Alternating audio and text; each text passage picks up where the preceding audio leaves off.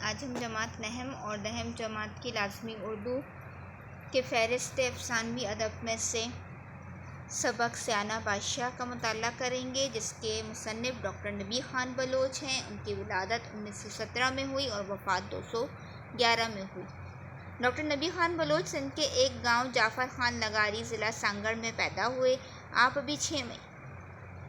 مہینے کے تھے کہ والد کا انتقال ہو گیا۔ آپ کی تربیت والدہ اور چچا نے کی۔ انہوں نے MA علی گڑھ مسلم یونیورسٹی اور ایجوکیشن کولمبیا یونیورسٹی سے PhD کیا تھا۔ ڈاکٹر صاحب نے قیام پاکستان کے بعد علامہ I کاظمی کی سربراہی میں یونیورسٹی آف سندھ کی ترقی اور تعمیر میں اہم کردار ادا کیا تھا۔ انہوں نے اردو سندھی لغت اور سندھی اردو لغت ڈاکٹر غلام مصطفیٰ خان کے ساتھ تیار کی تھی۔ شاہ عبداللطیف بھٹائی پر تحقیقی مجلے تحقیقی کارنامے کو کہا جاتا ہے۔ سندھی موسیقی، سندھی ادب کی تاریخ اور لوک ادب صوفیانہ کلام کو کہتے ہیں۔ پر کتابیں لکھی وہ نہ صرف سندھی بلکہ انگریزی، عربی، فارسی، سرائیکی اور اردو کے بھی ماہر تھے۔ سندھ کے اس عظیم فرزند کو ان کی وصیت کے مطابق یونیورسٹی آف سندھ میں علامہ I کاظمی کی قبر کے برابر دفن کیا گیا۔ موجودہ کہانی سیانہ بادشاہ آپ کی تحریر کردہ کتاب لوک کہانیوں سے جو ہیں وہ لی گئی ہیں۔ لوک کہانیاں انہیں کہا جاتا ہے جو عوام کے خیالات کی ترجمانی کرتی ہیں، یعنی کہ جو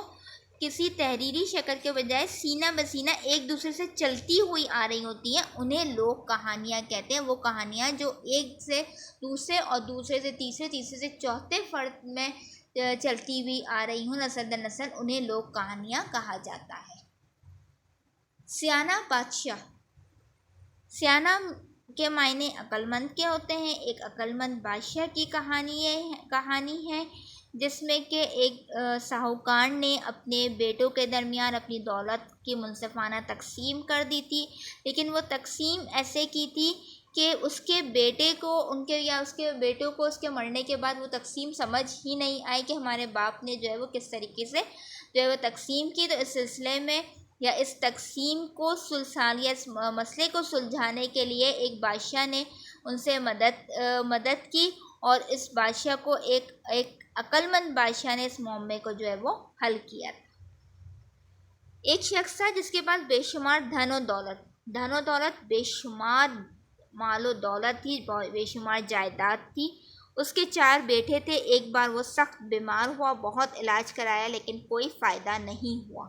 جب بچنا محال دیکھا تو سوچا کہ میری جو بھی ملکیت ہے وہ ابھی اپنے لڑکوں میں تقسیم کر دوں۔ جب اس نے یہ دیکھا کہ میرا بچنا اب ناممکن ہے یا میرا صحت یاب ہونا ناممکن ہے، تو سوچا کہ جو بھی میری ملکیت یعنی کہ جو بھی جائیداد ہے وہ اپنی ان تمام جائیداد کو اپنے بیٹوں میں تقسیم کر دوں یا بانٹ دوں، کہیں ایسا نہ ہو کہ میرے مرنے کے بعد آپس میں لڑ کر جدا ہو جائیں، اور کہیں ایسا نہ ہو کہ میں مر جاؤں، میری سانس نکل جائے اور میرے مرنے کے بعد یہ ہو کہ میرے 4 بیٹے جو ہیں وہ اس جائیداد کی وجہ سے آپس میں ایک دوسرے سے لڑنے لگیں۔ یہ سوچ کر اس نے 4 دیگیں منگوائی اور اپنی ملکیت کے حصے کیے۔ یہ تمام پلان کے یا تمام ان باتوں کو سوچ کر اس نے یہ کیا کہ 4 دیگیں منگوائی، اور 4 دیگیں منگوانے کے بعد اپنی جتنی بھی جائیداد تھی اس کو 4 حصوں میں تقسیم کیا یا 4 حصوں میں برابر بانٹا، کچھ ایک میں کچھ دوسری میں، اسی طرح 4 دیگوں میں کچھ نہ کچھ ڈال کر 4 دیگیں جدا جدا اپنی کھاٹ کے 4 پایوں کے تلے گاڑ دیں۔ کچھ حصہ اس نے ایک دیگ میں، کچھ دوسری میں، اسی طرح 4 میں کچھ نہ کچھ ڈال کر یہ 4 دیگیں جو تھیں وہ اپنی کھاٹ کہتے ہیں چارپائی کے جو 4 پائے ہوتے ہیں، ہر ایک پائے کے نیچے ہر ایک دیگ کو اس نے دفن کر دیا تھا۔ جب سکرات کا وقت آیا تو 4 بیٹوں کو بلا کر کہا، جب اس نے دیکھا کہ اب میری جو ہے وہ طبیعت اور زیادہ خراب ہو گئی ہے، سکرات یعنی کہ مرنے کا وقت نزدیک آ رہا ہے، موت کی سختی جو ہے وہ اس پر آنے والی ہے، تو اس نے اپنے بیٹوں کو بلا کر کہا، بیٹا دھن دولت ایسی شے ہے جس کی وجہ سے ہمیشہ خون خرابہ ہوتا ہے، کہ اپنے بیٹوں سے اس نے کہا کہ بیٹا یہ دھن دولت یعنی کہ یہ مال و دولت ایسی شے ہے جس کی وجہ سے ہمیشہ خون اور خرابہ ہوتا ہے، یعنی کہ ہر انسان جو ہے وہ ایک دوسرے کا دشمن ہو جاتا ہے، بھائی جو ہے وہ بھائی کا دشمن ہو جاتا ہے۔ میں نے اپنی ساری ملکیت چاروں حصوں میں تقسیم کر دی ہے اور چاروں حصوں میں الگ الگ اپنی چارپائی کے چاروں پایوں کے نیچے دفن کر دی ہے۔ میرے لیے تم چاروں ہی آنکھوں کے تارے ہو کہ میں نے جتنی بھی اپنی جائیداد تھی وہ تم چاروں میں برابر ان کو تقسیم کر دیا ہے، بانٹ دیا ہے، اور اس کے 4 حصے بنا کر اپنی چارپائی کے جو 4 پائے ہیں ان کے نیچے دفن کر دیا، کیونکہ میرے لیے تم چاروں برابر ہو، تم چاروں ہی میرے لیے آنکھ کے تارے ہو، کوئی میرے لیے کم نہیں ہے، کوئی میرے لیے زیادہ نہیں ہے۔ اپنی ملکیت کا کوئی بھی حصہ میں نے چھوٹا بڑا نہیں کیا، یعنی کہ جو بھی میرے پاس جائیداد تھی ان میں سے کچھ بھی ایسا نہیں کیا کہ کسی ایک بیٹے کو میں نے زیادہ دیا ہو اور کسی ایک کو کم یا کسی 2 کو زیادہ دیا، ایسا نہیں، بلکہ اس کی برابری کا حصہ جو ہے وہ تم چاروں میں رکھا ہے۔ اس لیے تم میں سے ہر ایک میرے روبرو اپنا پایا مقرر کر لو۔ روبرو یعنی کہ میرے جیتے جی جو ہے تم ہر ایک جو ہے وہ اپنا پایا مکمل کر لو، میری موجودگی میں میرے سامنے ہی ہر ایک پائے کو چن لو کہ کون سا بیٹا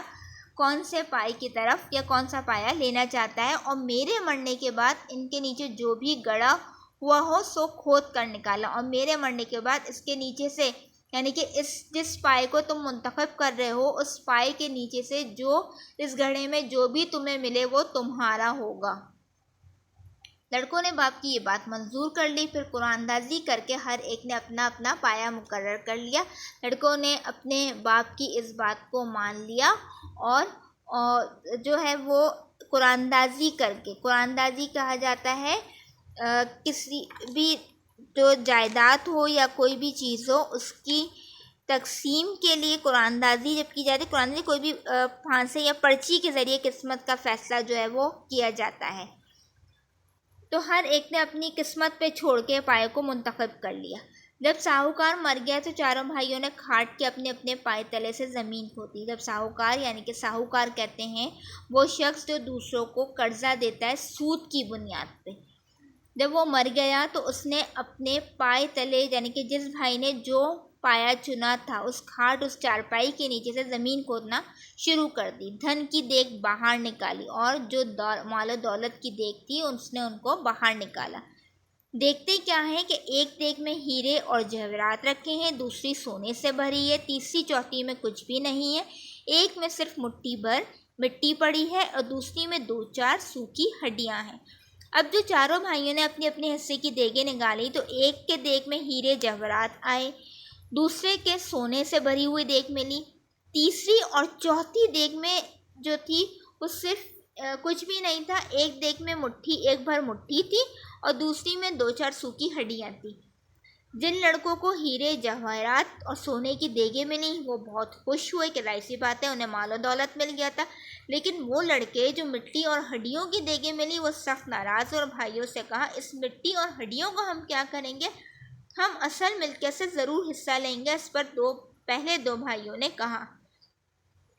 وہ بیٹے جنہیں مٹی اور ہڈیاں ملی تھی وہ تمام چیزیں دیکھ کر بہت غصہ ہوئے کہ یہ کیا، تم لوگوں کو تو جو ہے وہ مال و دولت ملا اور ہمارے لیے ہڈی اور مٹی، ہم اس کا کیا کریں گے، کیونکہ یہ ہمیں زندگی میں کیا فائدہ دیں گی۔ یہ سن کر وہ بہت ناراض ہوئے اور انہوں نے کہا کہ ہماری جو اصل جائیداد ہے یہ ان میں سے ہمیں اپنا حصہ چاہیے۔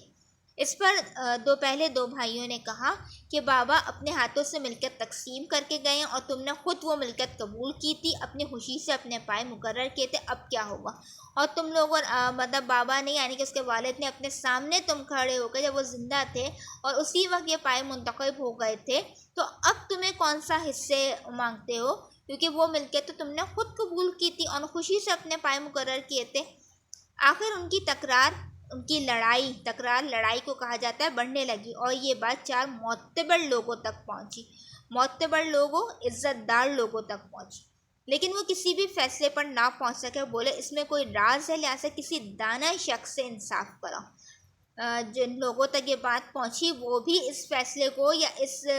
جو ہے وہ حکمت کو نہیں سمجھ سکے اور انہوں نے کہا کہ اگر ایسا ہوا ہے، یہ جو ایسی چیز ہمیں نظر آ رہی ہے ضرور اس کے پیچھے کوئی نہ کوئی سیکرٹ ہے، کوئی نہ کوئی راز ہے جو کہ ہم سمجھ نہیں پا رہے ہیں، کسی ایسے دانا شخص عقل مند شخص کو بناؤ جو کہ انصاف کر سکے۔ سبھی بھائی اس پر راضی ہو گئے، چاروں بھائی جو اس بات پر اتفاق کرنے لگے اور کسی عقل مند شخص کو تلاش کرنے لگے۔ لیکن ایسا کوئی عقل مند شخص نہیں ملا جو ان تمام فیصلے کر سکتا۔ تب وہ چاروں ملک کے بادشاہ تب وہ چاروں بھائی ایک ساتھ ملک کے بادشاہ کے پاس جو ہے وہ انصاف لینے کے لیے گئے۔ بادشاہ ان کی بات سن کر پہلے تو سوچ میں پڑ گیا، لیکن پھر بھید کی گتھی سلجھاتے ہوئے بولا۔ بادشاہ پہلے یہ سن کے پریشان ہوا اور بہت سوچ میں پڑ گیا، لیکن پھر اس راز کو حل کرتے ہوئے، اس راز کے اس معمے کو حل کرتے ہوئے، سلجھاتے ہوئے بولا، تمہارے باپ نے بالکل صحیح فیصلہ کیا ہے۔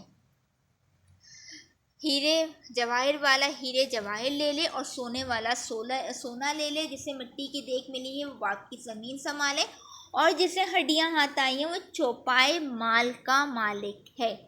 یعنی کہ تمہارے باپ نے بالکل صحیح فیصلہ کیا ہے، جس کے پاس ہیرے جواہرات ہیں وہ ہیرے جواہرات لے لے، جس کے پاس سونا آیا ہے وہ سونا لے لے، لیکن جس کے پاس مٹی کی دیگ ہے تو اس مٹی سے مراد یہ ہے کہ باپ کی جتنی زمینیں ہیں وہ اس بیٹے کی ہیں، اور جس بیٹے کے پاس ہڈیاں آئی ہیں وہ جتنے بھی چوپائے چار ٹانگوں والے جانوروں کو کہا جاتا ہے،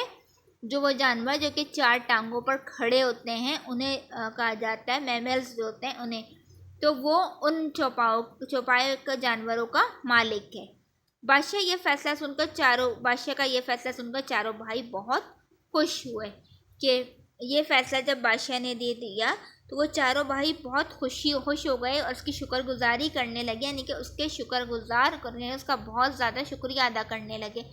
چاروں بھائی بادشاہ کی دانش اور دانائی کی تعریف کرنے لگے اور دعائیں دیتے اپنے گھر پہنچے، آپس میں پیار و محبت سے رہنے لگے۔ چاروں بھائی جو ہے یہ فیصلہ سننے کے بعد بادشاہ کی عقل مندی کی بہت زیادہ تعریف کرنے لگے اور اس بادشاہ کو بہت زیادہ دعائیں دی، اور واپس گھر آ کے اب پیار و محبت سے رہنے لگے کہ ان کے باپ نے جو ان کے لیے فیصلہ کیا تھا، یہ جائیداد کی جو تقسیم کی گئی ہے ان کے باپ نے جو کر کے گیا ہے وہ بالکل صحیح کی تھی۔ یہاں ہمارا سبق سیانہ بادشاہ مکمل ہو گیا ہے۔